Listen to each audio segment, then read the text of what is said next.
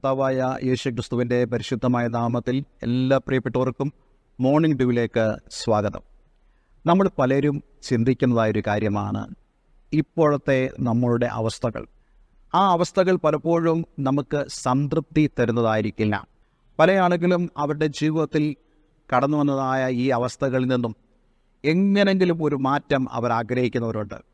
പലരും അവരുടെ ജീവിതത്തിൽ ഉത്കണ്ഠകൾ ഉള്ളവരാണ്.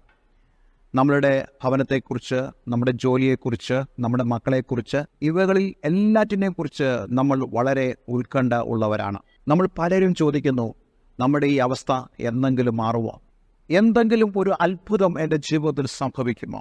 അതിനുള്ള മറുപടിയുമായിട്ടാണ് ഇന്ന് ഞാൻ നിങ്ങളുടെ മുമ്പാകെ ദൈവവചനമായി കടന്നു വന്നിരിക്കുന്നത്.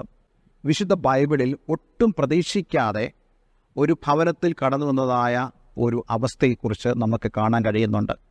അത് യോഹന്നാന്റെ സുവിശേഷം 2-ാം അധ്യായത്തിൽ കാണുന്ന ഗലീലയിലെ കാനായിലെ കല്യാണ വീടാണ്.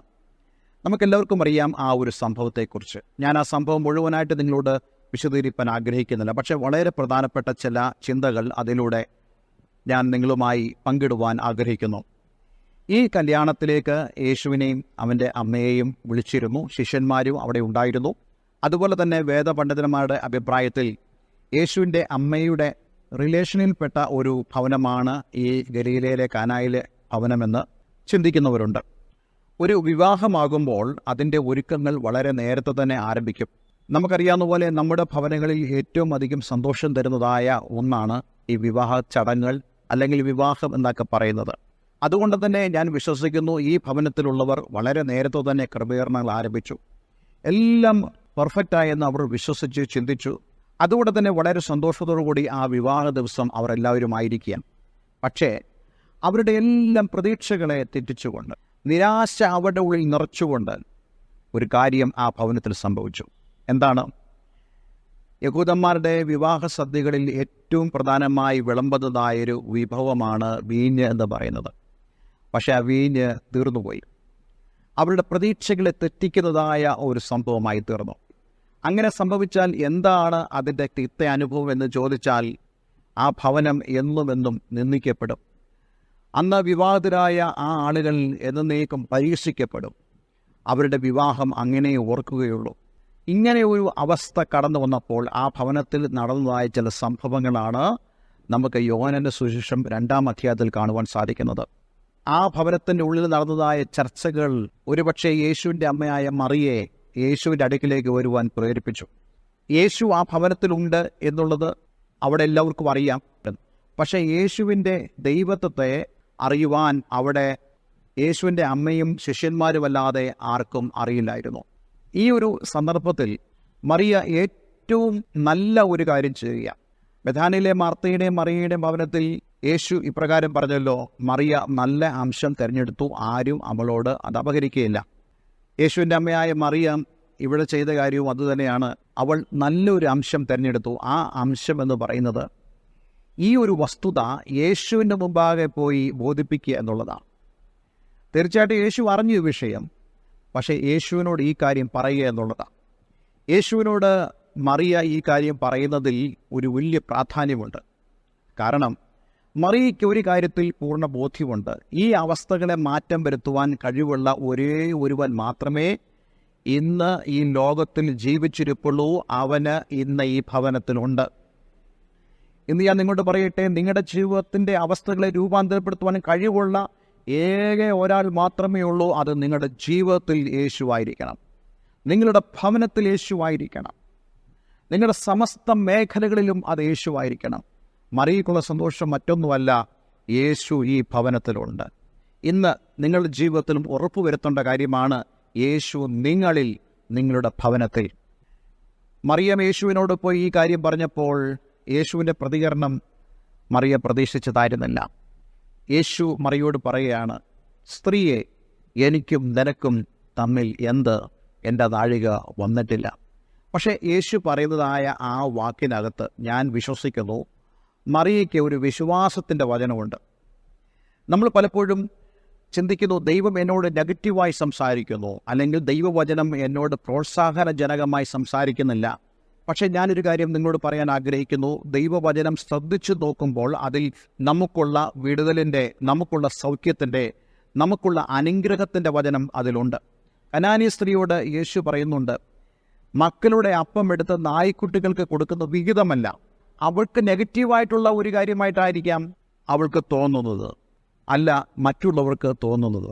പക്ഷേ അവൾ അതിൽ പോസിറ്റീവായിട്ടുള്ള ഒരു വചനം കണ്ടെത്തി. അവൾ പറഞ്ഞു, യജമാനൻ്റെ ഭക്ഷണമേശയിൽ നിന്ന് വീഴുന്ന നുറുക്കുകൾ കൊണ്ട് നായ്ക്കുട്ടികൾ ഉപജീവനം കഴിക്കുന്നു. അങ്ങനെയാണെങ്കിൽ എനിക്ക് ആ അപ്പം നുറുക്കുകൾ മതി എന്ന് പറഞ്ഞുകൊണ്ട് അവൾ വിശ്വാസത്തിൻ്റെ പ്രകടനം അവിടെ നടത്തുകയാണ്. അവിടെയാണ് ദൈവപ്രവൃത്തി വെളിപ്പെടുന്നത്. ഇവിടെ മറിയയോട് യേശു നെഗറ്റീവായി സംസാരിച്ചുവെന്ന് നമുക്ക് തോന്നിയാലും മറിയ അതിൽ ഒരു പോസിറ്റീവ് ആയിട്ടുള്ള കാര്യം കണ്ടു. അതുകൊണ്ടാണ് മറിയ അവിടെയുള്ള ശുശ്രൂഷക്കാരോട്, അതായത് ആ കേറ്ററിംഗ് ഗ്രൂപ്പിൻ്റെ തൊഴിലാളികളായിരിക്കാം, അവരോട് പറയുന്നു, ഇവൻ എന്തെങ്കിലും കൽപ്പിച്ചാൽ നിങ്ങൾ അതുപോലെ ചെയ്യണം. മറിയയുടെ പ്രത്യേകത, അവൾ യേശുവിനെയും അവൻ്റെ ദൈവത്വത്തെയും അറിയുന്നവളായിരുന്നു. ഇതാണ് നമ്മുടെ ജീവിതത്തിൽ വേണ്ട വളരെ പ്രധാനപ്പെട്ട കാര്യം. നാം യേശുവിനെ കേവലം ഒരു സ്റ്റോറിയിൽ നിന്നും അറിയുന്നത് പോലല്ല, മറിച്ച് യേശുവിൻ്റെ ദൈവത്വത്തെ നമ്മൾ മനസ്സിലാക്കണം. അവൻ ദൈവമാണ്, അവനാൽ കഴിയാത്ത ഒന്നുമില്ല എന്ന് നമുക്ക് മനസ്സിലാക്കാൻ കഴിയണം. ജീവിതത്തിൽ ഏത് പ്രശ്നം വന്നാലും യേശു ആയിരിക്കണം നിങ്ങളുടെ ഫസ്റ്റ് ചോയ്സ്.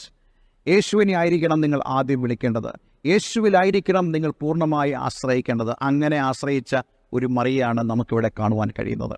അടുത്തതായി മറിയ ശുശ്രൂഷക്കാരോട് പറയുന്നു, അവൻ എന്തെങ്കിലും കൽപ്പിച്ചാൽ നിങ്ങൾ അതുപോലെ ചെയ്യുവിൻ. ഇതും യേശുവിൻ്റെ ദൈവത്വത്തെ കാണിക്കുന്നതാണ്. യേശു എന്തു പറയുന്നുവോ അതുപോലെ അനുസരിക്കാൻ നമ്മൾ ഒരുക്കമാണെങ്കിൽ നമ്മുടെ ജീവിതത്തിൽ ദൈവപ്രവൃത്തി വെളിപ്പെടുവാനിടയായിത്തീരും. എന്നാൽ ഇവർ യേശു പറയുന്നത് അനുസരിക്കുവാൻ ഇവരിൽ വിഘാതമായിരിക്കുന്ന ഒരു കാര്യമുണ്ട്. അത് മറ്റൊന്നുമല്ല, ഇവിടെ തന്നെ പറയുന്നുണ്ട്, യഹൂദന്മാരുടെ ശുദ്ധീകരണ നിയമപ്രകാരം 6 കൽപ്പാത്രങ്ങൾ അവിടെ ഉണ്ടായിരുന്നു എന്ന് പറഞ്ഞാൽ യേശു ചെയ്യാൻ പോകുന്നതായ കാര്യം യഹൂദന്മാരുടെ പാരമ്പര്യത്തിനോ അവരുടെ നിയമങ്ങൾക്കോ ഒന്നും നിരക്കുന്നതായ ഒരു കാര്യമല്ല യേശു പറയാൻ പോകുന്നത്. അതുകൊണ്ടാണ് മറിയം പറഞ്ഞത്, ഇവൻ എന്തെങ്കിലും പറഞ്ഞാൽ നിങ്ങൾ അതുപോലെ ചെയ്യുവേൻ. ഞാൻ ആ വേദഭാഗം ഒന്ന് വായിച്ചു വിടട്ടെ. യോഹന്നാന്റെ സുവിശേഷം 2-ാം അധ്യായം അതിൻ്റെ 7-ാം വാക്യം. ഈ കൽപ്പാത്രങ്ങളിൽ വെള്ളം നിറപ്പീരെന്ന് യേശു പറഞ്ഞു.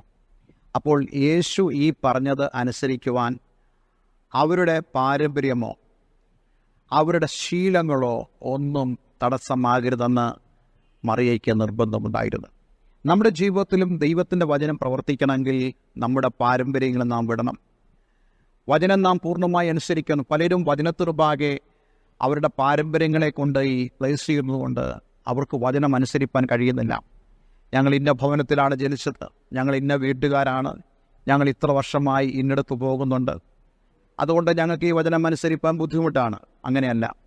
ദൈവത്തിൻ്റെ വചനത്തിനുപാകെ നമ്മുടെ എല്ലാ തടസ്സങ്ങളും മാറ്റിയാൽ നിങ്ങളുടെ ജീവിതം അനുഗ്രഹിക്കപ്പെടും. ഈ കൽപ്പാത്രത്തിൽ പച്ചവെള്ളം നിറച്ച് വിരുന്നുവാഴിക്ക് കൊണ്ട് കൊടുക്കുമ്പോൾ വിരുന്നുവാഴി രുചിച്ചു നോക്കിയിട്ട് പറയുകയാണ്, ഈ വീഞ്ഞ് ഇത്രയും നേരം എവിടെയായിരുന്നു? തീർന്നുപോയ വീഞ്ഞിനേക്കാളും ശ്രേഷ്ഠമേറിയ വീഞ്ഞ് യേശു ഇവിടെ ഒരുക്കി കൊടുത്തു. ഇന്ന് ഞാൻ നിങ്ങളോട് പറയട്ടെ, നിങ്ങളുടെ ജീവിതം മുമ്പിലത്തതിലും ഏറ്റവും അനുഗ്രഹപ്രദമായി തീർക്കുവാൻ യേശുവിന് കഴിയും. ഇന്ന് നിങ്ങൾ കരയുന്ന, ഉത്കണ്ഠാകുലപ്പെടുന്നതായ ഇപ്പോഴത്തെ അവസ്ഥയ്ക്ക് പകരമായി നിങ്ങൾ സന്തോഷിക്കുന്ന ഒരു പുതിയ ജീവിത അവസ്ഥയിലേക്ക് നിങ്ങളെ കൊണ്ടുവരുവാൻ യേശുവിന് കഴിയും. എത്ര പേർക്ക് അതിന് ആഗ്രഹമുണ്ട്? നിങ്ങൾ പ്രാർത്ഥിക്കുന്നുണ്ട്. അതിനായി നമുക്കൊന്ന് സമർപ്പിപ്പാൻ കഴിയുമാറാകട്ടെ. ഒരു വാക്ക് നമുക്ക് പ്രാർത്ഥിക്കാം. സ്വർഗ്ഗപിതാവേ, എന്ന് ഞങ്ങളെ കേൾപ്പിച്ച ഈ വചനത്തിനായി സ്തോത്രം. ഞങ്ങളുടെ ജീവിതത്തിൽ യേശുക്രിസ്തു മൂലമുള്ള അനുഗ്രഹങ്ങളും വിടുതലുകളും ഉണ്ടാകട്ടെ. ഞങ്ങളുടെ അവസ്ഥ മാറുകയില്ലെന്ന് പലപ്പോഴും ഞങ്ങൾ ചിന്തിച്ച് ഉത്കണ്ഠയുള്ളവരായി തീരുമ്പോൾ ഇന്ന് ഈ വചന നിമിത്തം ഒരു ദൈവിക വിടുതൽ ഞങ്ങളുടെ ജീവിതത്തിൽ സംഭവിക്കട്ടെ.